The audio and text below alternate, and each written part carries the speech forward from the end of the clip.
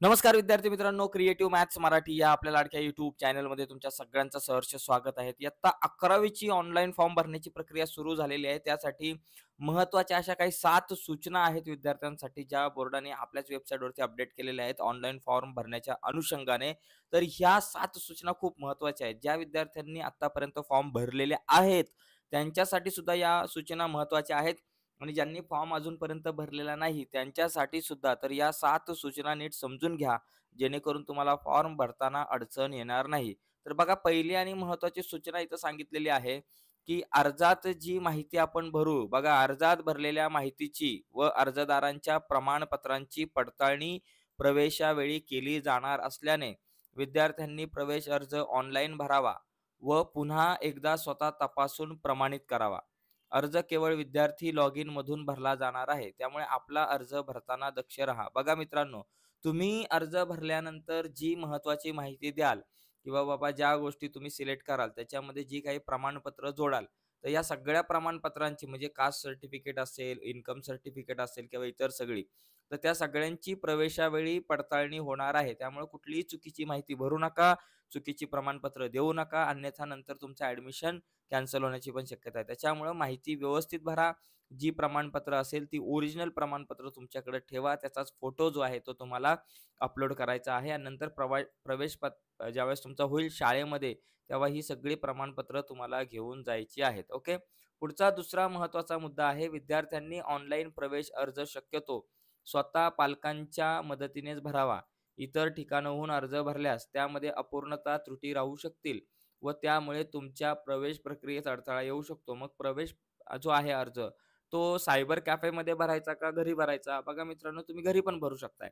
परंतु पालकांना सोबत घेऊन व्यवस्थित भरा, किंवा सायबरमध्ये जरी भरायचा असेल, तरी सोबत पालकांना घेऊन जा, योग्य ती कागदपत्र घेऊन जा, तो व्यवस्थित भरा. कुठेही भरला तरी काही हरकत नाहीये. पण पालक जर सोबत असतील, तर आपल्याला शक्यतो हा फॉर्म भरत असताना त्रुटी त्रुटी राहणार नाही. एखादी जरी त्रुटी राहिली तरी नंतर प्रॉब्लेम होऊ शकतो. तिसरा महत्त्वाचा मुद्दा, प्रवेश अर्ज सादर केल्यानंतर त्याची एक छापील प्रत म्हणजे प्रिंट आउट विद्यार्थ्यांनी स्वतःकडे घेऊन ठेवावी. यावरून विद्यार्थ्यास अर्जात भरलेली माहिती पुन्हा पडताळून पाहता येईल. तर बघा मित्रांनो, ज्यावेळेस तुम्ही अर्ज सबमिट करता किंवा लॉक करता, त्याच्यानंतर त्याची एक प्रिंट काढून ठेवा. ती प्रिंट खूप महत्त्वाची आहे ॲडमिशनच्या वेळेस. आता तुम्ही म्हणाल, "सर, आम्ही घरी मोबाईलवरती फॉर्म भरला, मग आम्ही प्रिंट कशी काढणार?" तर एक काम करायचं, मोबाईलवर जर फॉर्म भरला असेल, तर प्रिंटच्या ऑप्शनवरती गेल्यानंतर हा फॉर्म तुम्हाला डाउनलोड करता येईल तुमच्या मोबाईलमध्ये, या फॉर्मची पी-डी-एफ फाईल. तर या फॉर्मची पी-डी-एफ फाईल जी आहे ती आपल्या मोबाईलमध्ये डाउनलोड करून ठेवा, जेणेकरून पुन्हा तुम्हाला उपयोगात येऊ शकते. जर का काही अडचणी आल्या ॲडमिशन प्रक्रियेमध्ये, तर हा जो फॉर्म आहे, ही जी प्रिंट आउट आहे, ती तुम्हाला उपयोगी पडणार आहे. ठीक आहे. चौथा मुद्दा, अधिक माहितीसाठी वेब पोर्टलवर देण्यात आलेल्या टोल फ्री हेल्पलाईन नंबरवर संपर्क साधावा. शंकांचे निरसन न झाल्यास आपल्या शाळेची अथवा मार्गदर्शन केंद्राची मदत घ्या, किंवा आपली अडचण वेब पोर्टलवर विद्यार्थी लॉग इनमध्ये शंका समाधानामध्ये नोंदवा. बघा मित्रांनो, प्रत्येक विद्यार्थ्याच्या अडचणी वेगवेगळ्या असतात. कोणाला एखादा फॉर्म सबमिट करता येत नाही. कधी-कधी वेबसाईटवरती खूप जास्त ट्रॅफिक असल्यामुळे थोड्याफार एरर येत राहतात. जर काही अडचणी असतील तुमच्या वैयक्तिक, तर टोल फ्री नंबर जो आहे वेबसाईटवरती, त्यावरती तुम्ही कॉल करू शकताय आणि कॉल करून तुमच्या शंकांचं निरसन करू शकताय. 5वा मुद्दा आहे, विद्यार्थ्यांनी पुस्तिकेत दिलेल्या माहितीचा व्यवस्थित अभ्यास करावा. आता ही जी पुस्तिका आहे, या पुस्तिकेमध्ये खूप सारी माहिती दिली आहे. ही पुस्तिका तुम्हाला हवी असेल तर व्हिडिओच्या खाली डिस्क्रिप्शनमध्ये मी लिंक देतो. त्या लिंकवर क्लिक करून ही जी पुस्तिका आहे, याच्यामध्ये खूप सारी माहिती आहे, ती तुम्ही डाउनलोड करू शकताय. याच्यामध्ये बघा, अभ्यास करून आपणास हवे असलेल्या उच्च माध्यमिक विद्यालयाच्या शाखेचे नाव किंवा त्याचा कोड नंबर प्रवेश अर्जात अचूक भरावा. तुम्हाला ज्या शाळेमध्ये, कॉलेजमध्ये ॲडमिशन घ्यायचं आहे, त्या कॉलेजचं नाव आणि त्याचा एक कोड नंबर असतो, तर तो कोड नंबर अचूक भरायचा आहे. ऑनलाईन प्रवेश अर्ज भाग 1 व 2 संपूर्ण भरून झाल्यावर सबमिट लॉक करण्यापूर्वी अर्जाची पुन्हा एकदा पडताळणी करा. ज्यावेळेस तुम्ही हा अर्ज सबमिट कराल, लॉक कराल, त्यावेळेस पुन्हा एकदा अर्ज बघून घ्या. लॉक करण्याच्या अगोदर ती माहिती येते सगळी एक तुम्हाला. तर ती बघा, सगळी व्यवस्थित आहे का? सगळी माहिती तुम्ही व्यवस्थित भरले का? कुठं काही चुका तर नाही ना? ही सगळी महत्त्वाची मुद्दे आहेत, हे सगळे हे नीट समजून घ्या आणि मगच पुढे जा. 6वा महत्त्वाचा मुद्दा आहे, एकापेक्षा अधिक प्रयत्नात इयत्ता 10वी किंवा समकक्ष परीक्षा उत्तीर्ण झालेल्या रिपीटर विद्यार्थ्यांनी त्यांचे प्रवेश अर्ज ऑनलाईन पद्धतीने भरताना त्यांच्या वेळोवेळी उत्तीर्ण झालेल्या विषयांच्या गुणांची बेरीज करून एकूण गुण अचूक नोंदवावेत.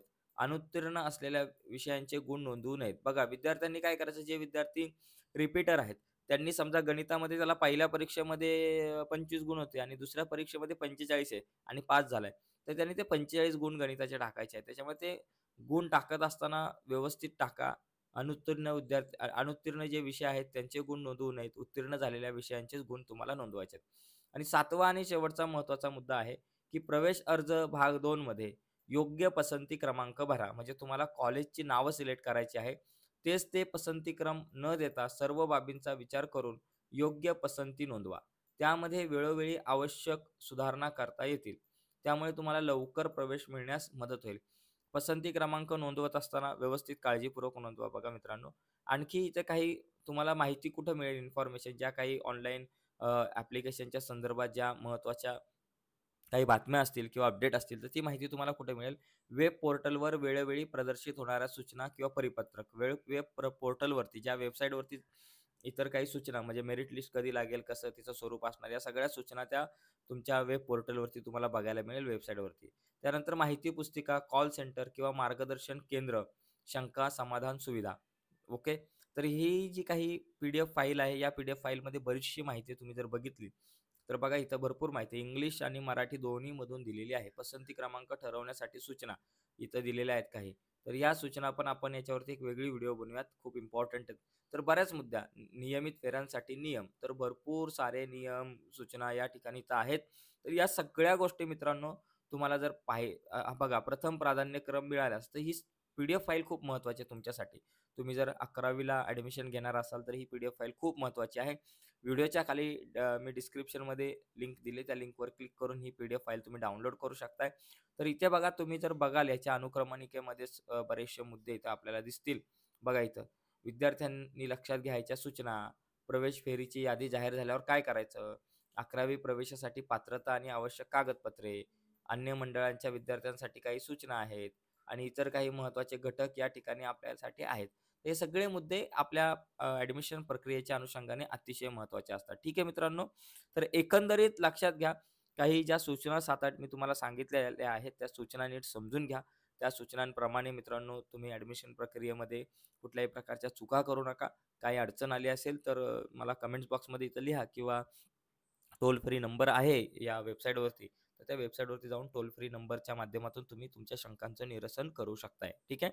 तर आजची ही चर्चा आपण इथेच थांबूयात. पण थांबण्याच्या अगोदर एक रिक्वेस्ट आहे. जर तुम्ही नवीन असाल आपल्या चॅनलवर, अजूनपर्यंत तुम्ही आपला चॅनल सबस्क्राईब नसेल केला, तर आत्ताच चॅनल सबस्क्राईब करा आणि त्याच्या बाजूला एक बेलचं बटन आहे, ते सुद्धा दाबा. जेणेकरून मी जेव्हा एखादी नवीन व्हिडिओ आपल्या YouTube चॅनलवर अपलोड करेल, तेव्हा त्याची नोटिफिकेशन तुमच्यापर्यंत पोहोचेल. तर बाय मित्रांनो. धन्यवाद सर्वांना.